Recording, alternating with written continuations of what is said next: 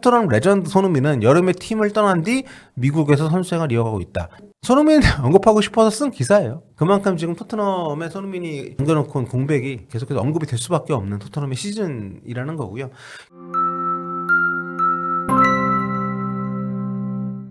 안녕하세요, 볼리TV입니다. 토트넘이 올겨울에 대대적인 변화를 모색하고 있습니다.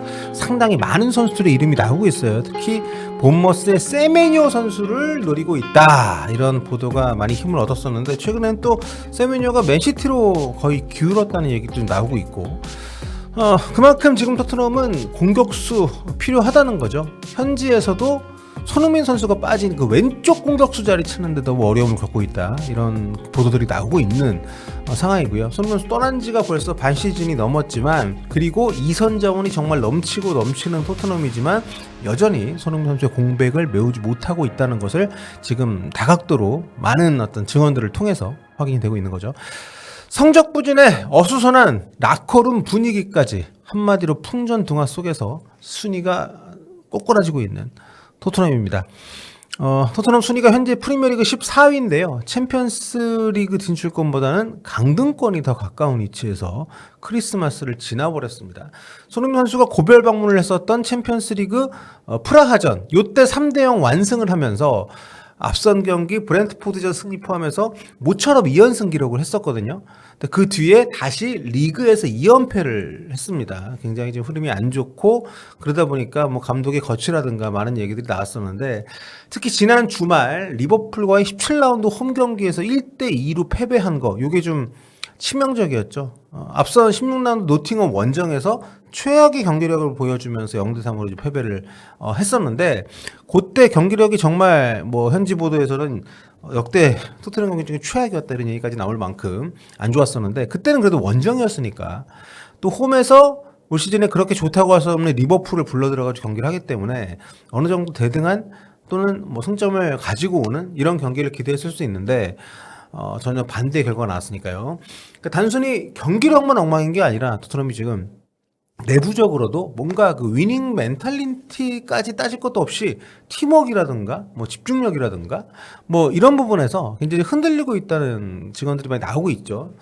일단 보드진이 프랑크 감독 지지를 선언하긴 했다고 합니다만, 프랑크 감독의 선수 기용에 대한 불만이 안팎에 계속 지금 팽배한 상태고, 또 선수들의 퍼포먼스 역시 올라오질 않고 있기 때문에 프랑크 감독은 선수들이 이제 내 스타일에 적응을 하고 있다, 거의 했다, 나아지고 있다, 이렇게 주장을 하고 있지만, 지금 현지에서는 그렇게 긍정적인 신호들을 읽지는 못하고 있습니다. 지난 주말 리버풀전을 다시 보면 패배도 패배입니다만 2명의 선수가 퇴장을 당했어요. 전반 33분에 손흥민 후계자격 등번호 7번을 줬던 차비 시몬스가 퇴장을 당했고, 후반 종료 직전에 주장 크리스티안 로메로가 경고 누적으로 퇴장을 당했습니다. 로메로 같은 경우에는 주장인데도 불구하고 일단 올 시즌에 카드를 너무 많이 받고 있고요. 리그 14경기에서 벌써 8장째입니다. 그 중에 2장은 이번 리버풀전 한 경기에 다 나와가지고 이제 경고 누적 퇴장을 당한 거고요. 프리미어리그는 5장 누적이면 그 다음 한 경기를 좀 못 뛰잖아요. 그래서 지난 12라운드에 5번째 옐로 카드를 올 시즌에 벌써 받았기 때문에 13라운드 플럼전을 못 뛰었었습니다. 그때 팀이 못 이겼고, 그런데 그 뒤 5경기에서 또 4장을 받았어요. 17라운드 만에 벌써 8장째입니다. 그나마 그 중에 그 2개는 한 경기에 나왔기 때문에, 로메로가 원래 카드를 안 받는 편은 아니긴 한데 올 시즌은 너무 심해요.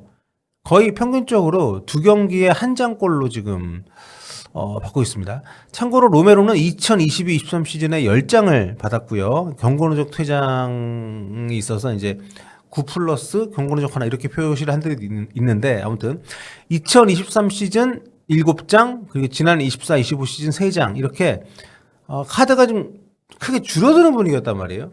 근데 올해는 다시 역대 최고 수준으로 카드가 늘어났습니다. 심지어 올해는 본인이 주장 한 장 달고 팀을 좀 리딩해야 되는 그런 입장인데, 오히려 앞장서가지고 카드를 많이 받고 있으니까, 그러니까 이번 리버풀전 같은 경우에도 정말 쓸데없이 경기하고 무관하게 주심에게 항의를 하다가 FA로부터 이제 추가 징계를 받게 됐거든요. 그러니까 퇴장 당하고 나서 그냥 나가야 되는데 계속 심판한테 막 아마 안 좋은 얘기를 했겠죠. 예. 아직 최종 징계 수준이 발표가 되진 않았습니다만, 전례들을 봤을 때 기존 퇴장의 더 징계 출전 정지 경기가 늘어나지 않을까 예상들을 좀 많이 하고 있는데, 그렇게 되면은 안 그래도 불안한 수비는 더 불안해질 거고요. 그러니까 정말 쓸데없는 항의를 한 거죠. 예. 게다가 이 리버풀전을 포함해서 팀이 2연패할 때는 아무 포스팅도 없었던 인스타그램에 성탄절이라고 행복한 가족 사진을 여러 포스팅을 올렸는데, 행복한 가정 좋죠. 좋은데 이 퇴장당해가지고 연말연시에 경기를 못 나오는 그 주장인데, 경기나 팀에 대한 소식 공유라든가 뭐 어떤 소통이라든가 아니면 뭐 다짐이라든가 이런 게 전혀 없는 거는 확실히 손흥민 선수하고 다른 점이에요. 보니까 이렇게 이길 때만 이렇게 포스팅을 했더라고요. 로메로 같은 경우에는 영어도 잘 못하잖아요. 그래서 참 주장으로서 여러 가지로 앞선 주장, 그러니까 손흥민 선수하고 많이 좀 대비가 되는 그런 모습을 좀 보여주고 있습니다. 확실히 많이 다르죠. 그러니까 내부적으로 라커룸 질서가 무너지고 감독과 선수들 간의 관계도 좀 악화되고 있다는 얘기가 나오고 있는 상황인데, 좀 주장의 어떤 경기에 임하는 태도라든가 팬들과의 소통이라든가 이거는 좀 확실히 굳이 한국 선수에서 우리가 언급하는 것이 아니라 토트넘 입장에서는 엄청나게 공백감을 많이 느낄 만한 그런 요소가 아닌가 싶어요. 메디슨이 부상이 아니었다면 메디슨한테 주장을 줬을까? 아무튼 뭐 로메로 선수가 좋은 선수고 뛰어난 선수지만 최근에 이런 모습들은 좀 아쉬움이 있다, 이렇게 좀 볼 수 있을 것 같습니다. 이번 리버풀전 같은 경우에는 진짜 토트넘이 전력을 다했어야 되는 경기였단 말이에요. 리버풀도 요즘 뭐 안 좋은 상황이기도 하고 토트넘 홈에서 하는 경기였고, 그런데 아까 로메로가 그 추가 시간에 그 퇴장을 당했고, 또 전반전에는 최근 뭐 살아나네 만에 했었던 그 넘버 7 차비 시몬스까지 퇴장을 당했기 때문에 당분간 또 경기 못 나오고요. 그러니까 지금 연말연시 해가지고 좀 굉장히 좋은 중요한 경기 일정들이 있는 상황 속에서 팀이 안에서부터 무너지고 있다라는 비판에 무력한 상황이 된 거죠. 한마디로 토트넘의 손흥민 공백은 경기장 안에서도 밖에서도 느껴지고 있다, 이렇게 볼 수 있을 것 같습니다. 아무튼 지금 최근 5시즌 동안 토트넘 카드 집계를 제가 한번 이렇게 살펴봤는데, 아직 올 시즌에 리그 절반밖에 안 지났습니다만 카드가 확실히 많아요. 최다였던 2023-24 시즌의 정확히 절반입니다. 예, 아직 경기 수는 38라운드 중에 17라운드밖에 안 했기 때문에 21경기가 남아있거든요. 예. 다음으로 경기력적인 부분을 봐도 토트넘은 올 시즌에 찬스를 만드는 것 자체에 굉장히 어려움을 겪고 있습니다. 손흥민 선수가 주장 맡았던 지난 시즌하고 이제 비교를 해보면, 이제 크리스마스 데이를 기점으로 해서 주요 지표들을 좀 정리를 해봤는데, 순위는 지난 시즌 포스테코 때는 크리스마스 때 11위였습니다. 시즌 초에 굉장히 좋았었는데 막 떨어졌죠. 최종적으로는 뭐 강등권 바로 앞에서 끝이 났습니다만, 올 시즌은 14위예요. 그러니까 작년보다 더 안 좋습니다. 승점도 1점을 덜 땄고요. 그러니까 눈에 띄는 것은 이제 득점인데, 2024년에는 17라운드에서 39골을 넣었습니다. 포스텍 감독이 이제 많이 먹어도 많이 넣는 축구를 했잖아요. 근데 보면 또 실점도 25골인데, 실점은 올 시즌 별 차이가 없고요. 득점은 13골이나 적습니다.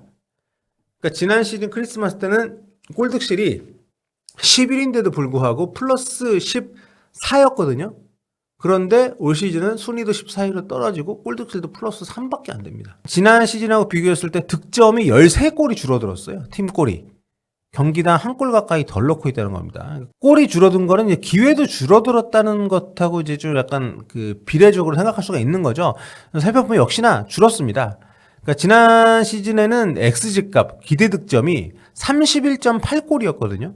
그런데 올 시즌은 16.3골밖에 안 됩니다. 경기당 1.0이 안 돼요, 기대 득점 값이. 이게 15.5골이 줄었습니다. 이건 엄청난 거죠, 진짜. 예. 그러니까 기회를 만드는 것도 득점하는 것도 모두 저조하다. 지난 시즌에 손흥민 선수가 골을 이렇게 많이 넣지는 않았습니다. 크리스마스 기준으로 리그 5골이었어요. 그 당시 최다골은 메디슨의 8골이었고 존슨이 7골인가 넣었었고, 올 시즌에는 히샬리송 7골을 넣고 있으니까 최다득점자의 레벨은 비슷한데, 전체적으로 이제 기회가 줄어들고 득점을 하는 선수들의 어떤 분포도 많이 좀 좁아졌기 때문에 그게 이제 지표에 반영이 되고 순위로도 직결이 되고 있는 거죠. 이런 상황에서 지금 현재에서는 간헐적으로 손흥민 선수를 언급하는, 손흥민의 공백에 대한 언급을 하는 그런 얘기들이 많이 나오고 있는데, 이번에 런던월드라는 매체에서 토트넘 담당 기자인 제이미 캠블이 크리스마스 당일 그 지난 여름에 팀을 떠난 선수들의 근황을 소개하는 기사를 올렸거든요.